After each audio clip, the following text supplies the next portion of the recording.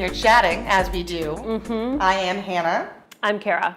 And you're watching Off Air. Off Air. This is when we talk about topics that we dig. You send your questions and we answer. And you can take our advice or you can leave it. But I think we're pretty good. Basically, we're going to give the best advice and answers based on, I would say, a lot of humor. Yes. And our own life experiences. Yes.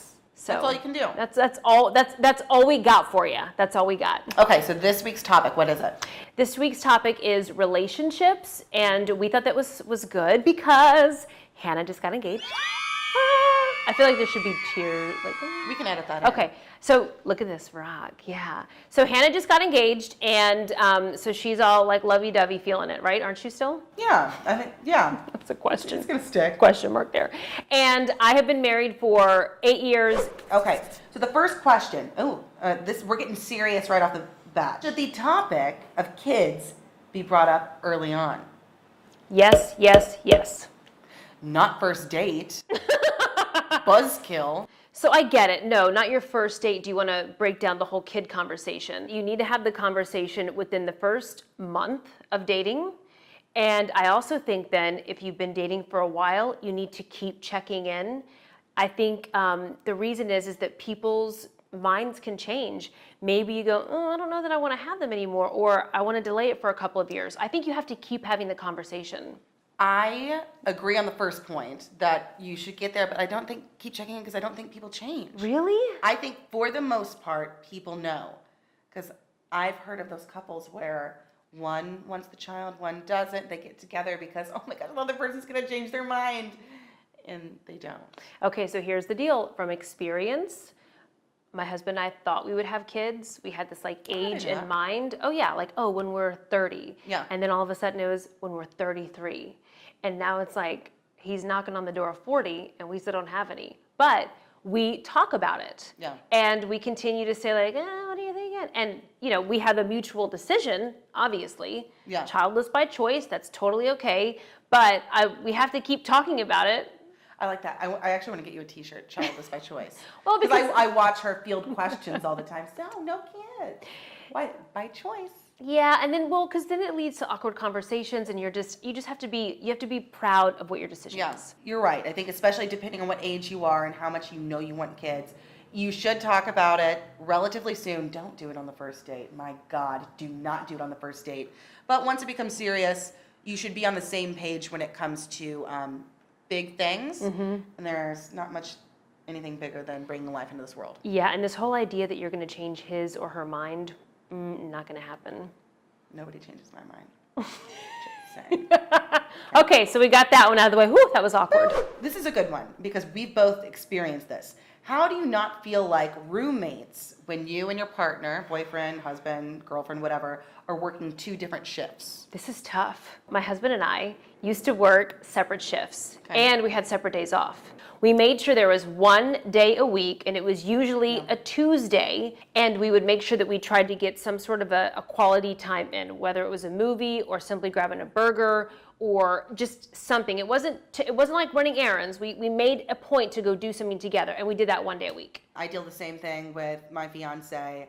He just works a lot of hours. Yeah. So a lot of times I'll cook dinner almost every night, not because I'm Susie Homemaker, but because I love cooking. And we'll eat and then I pass out because I get up so early. But on the weekends, we will have one day where that's our day. And we kind of look forward to it all week. And we talk about it all week. And then we talk about it after it's happened, the week later, how much fun it was. Wow. I know, we talk a lot. Brag much? Yes. Pretty proud. No, go ahead. I'm sorry. I totally got you. We love each other so just much. Keep talking about how awesome we are. It's great. No, I think that's... We've got a lot of material because we are that awesome. No, I think you're right, though. Communication is key. And a lot of it. We talk. No, seriously, though, if you don't carve out some of that little quality time, regardless of what you're doing one day a week, it can't all be spontaneous. It's got to be planned if you're not working the same shift. The whole roommate thing isn't so bad sometimes because I've had times when he is there all day. And you're like, get out. Yeah. So enjoy that part of it. Okay, next question. Okay. How does your husband, this is a good one for all our ambitious ladies out there, how does your husband handle you being the one who makes career moves? And this viewer wrote in and said, mine doesn't love it. Okay, so my gut reaction, because I'm like a career lady, was, we need to talk to the husband. No, be honest, say what you said. I don't like that. I'm not going to say exactly what I said, but I don't like that. But you guys need to talk, because if your ambitions, your career are really important to you, it's a partnership. So it should be important to him as well. And that doesn't diminish what he's doing with his career or with his life. But if like that doesn't settle right with him, you need to figure out why that is, get to the base of that, and fix it. Someone's going to be making a compromise in this situation. Yeah. So with our jobs, we've had to move, and typically our husband or boyfriend has had to move along with us. And the truth is, that's just part of the gig. And we had the conversation early on, and we both understood that. Now, if your priorities shift, and you're like, no, it's okay. My career is not here now. I want to make sure I take a step back and be with this person. That's fine. But if your priorities haven't shifted and you're making a decision that you really don't, in your gut, want to make, you're going to have problems. You can think about making a sacrifice in this moment, but maybe 5 years from now, then you switch. I like that. You take a backseat to his career, or vice versa, because there's certain points in one's career where it's do or die, and then you can kind of coast. Okay, next question. Is it possible for an ambitious person to be with a person who is not ambitious? First off, defining the word ambitious. Yeah, that was your question about it. Well, I think what this comes down to is having the same values. I think the problem is now this idea of ambition and being ambitious is so extreme. Now I feel like you can have a great career and volunteer and raise a family, and you're still like, just regular, you're basic. You could turn it up a little bit. And you're just like, come on. So I think as long as this person is not just like hanging on the couch and you guys have similar goals in mind, sometimes do you think two super ambitious people in a relationship is always the best? I think a lot of the times it can be good, and this is why, because my dad, he's not a very sentimental person. Okay. Like my family, we all just kind of like to make fun of each other. But one of the times I can remember him giving me really sincere advice, it was this. Okay. When you pick a life partner, pick somebody who makes you a better person. For an ambitious person, it's somebody else that has that drive, that can push you, that sees that, and maybe their drive is in a different way.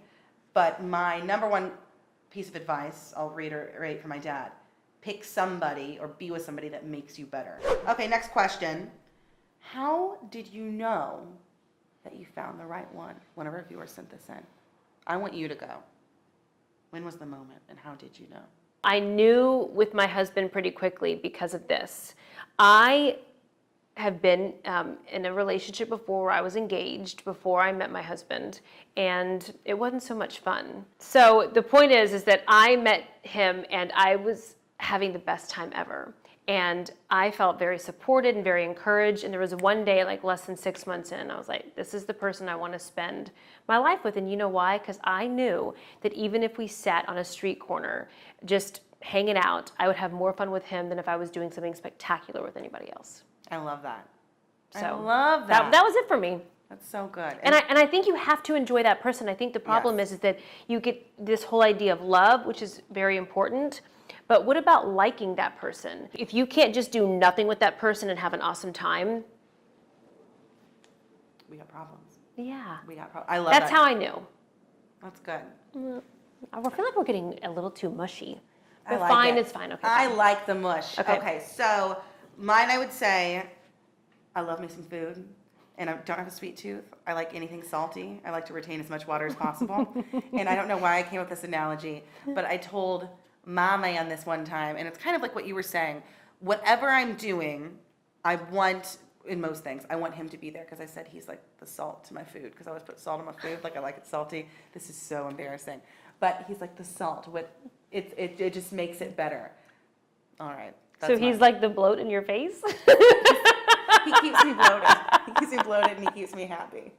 It's special. It's special. I really do like that. I'm sorry. I should have ruined it. That was very sweet. No, I know it's absolutely ridiculous. No, but you know what? The point is, And I like if it's salt. ridiculous to other people, that's not a big deal, as long Yeah. as it's cool with you. Yeah. That's sweet. But how did I know? It's the same. I just enjoy if something good happens, he's who I call. If something bad happens, he's who I call. I think it's one of those deals where it just happens and all of a sudden you realize it.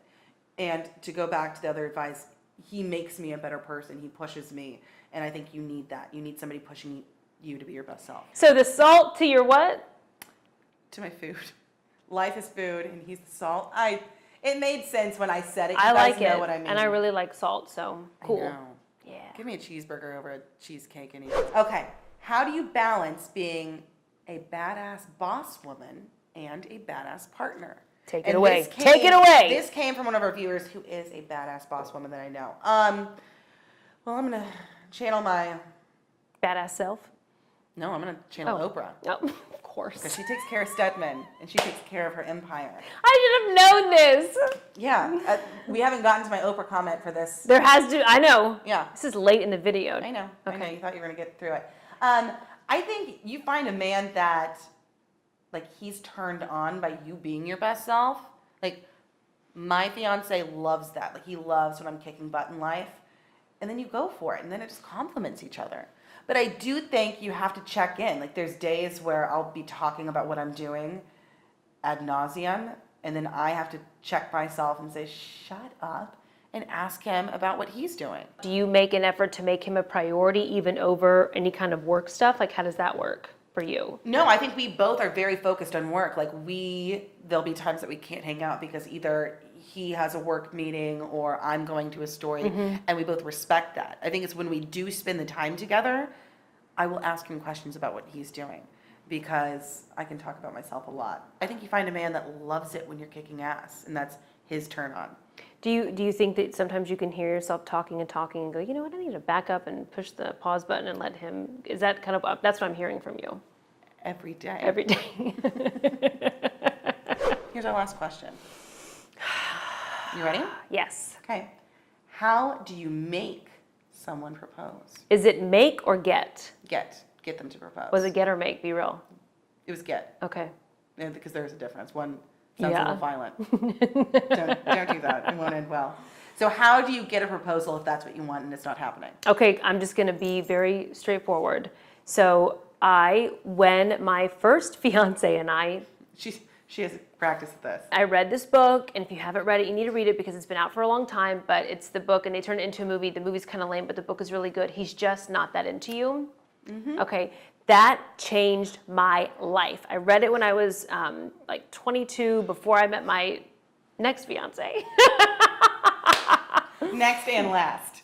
What I'm getting at is that if he's not proposing to you, it's because he doesn't want to propose to you. That's what the book said. He's just not that into you. If he's not dating you, if he's not calling you, if he's not proposing to you, I'm sorry, that's what it is. You two have got to be on the same page. If you express that you want to get married in the relationship, similar with the kids thing, and he's not doing it, eventually...